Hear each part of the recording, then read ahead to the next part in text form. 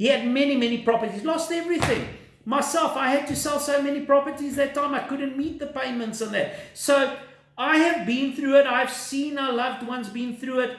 I am telling you, listen to what we are saying, because we are talking from experience. If you want to make your own decision, by all means, we are only here to guide and help.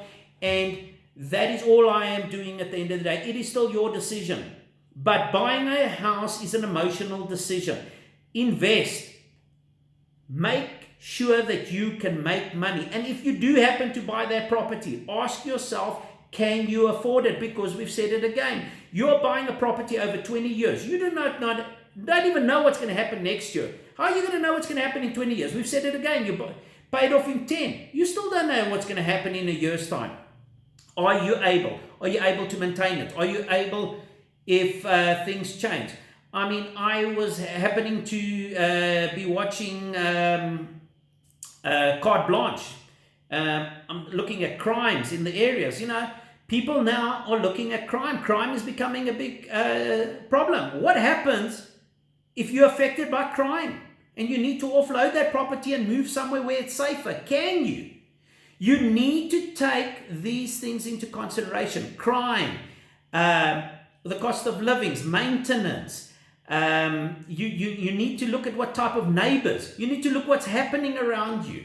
I'm seeing properties that it's amazing the state of them. People just don't want to buy eventually because of what the neighbors are like there. The thing is, if you get retrenched, can you offload that property, or is it going to take you 6 months? Are you, when you sell it, going to be in the red?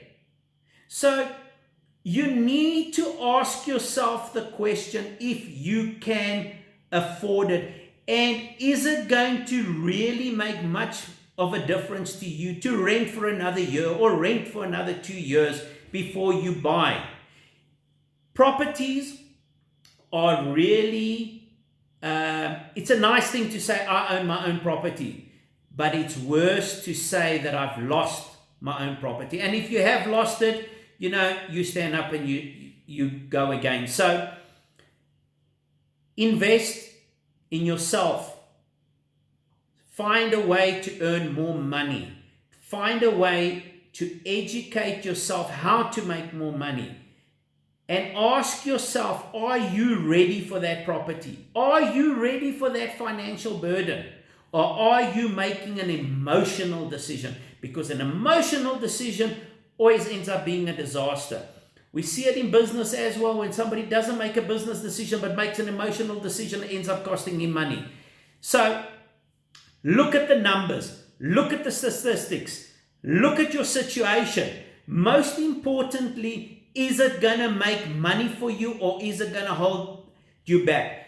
What happens if things go belly up and political situation, isn't good? Banks decide that they don't give money, because as long as we're getting money, property prices are going up. But eventually, if there is no money, property prices have to come down because people can't afford that. So people start putting them in the market. So you need to look at all of those type of things. What I am saying to you is, it is your decision. I don't know your situation. I don't know